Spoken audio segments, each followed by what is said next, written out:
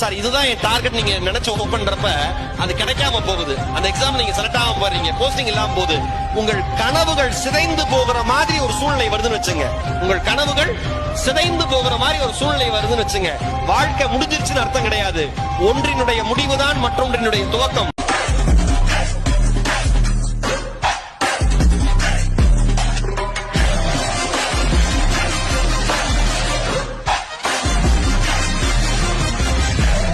Sir, ஆண்டவன் எல்லாருக்குமே ஒரு கொஸ்டின் பேப்பர் கொடுத்துருக்கான்.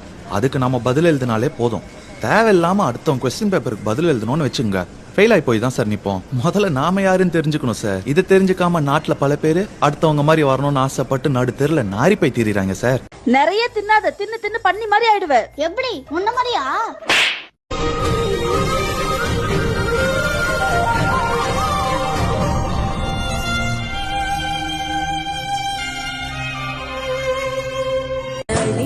இது விரலு பெற சொல்ல மட்டும்தானே குரலு. நீ காதல் என்னும் கடவுளோட அருளு.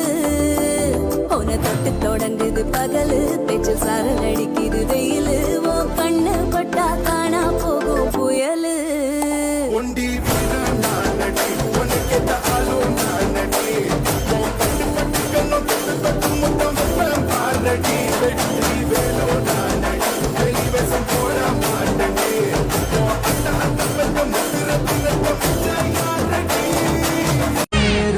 கூட ப்ளூ கிராஸ் இருக்கு, எனக்காக யோசிக்க உயிராயிருக்கு. மரத்தை சுத்தி டூயட் பாடி லவ் பண்ண எனக்கும் தான் ஆசை இருக்கு.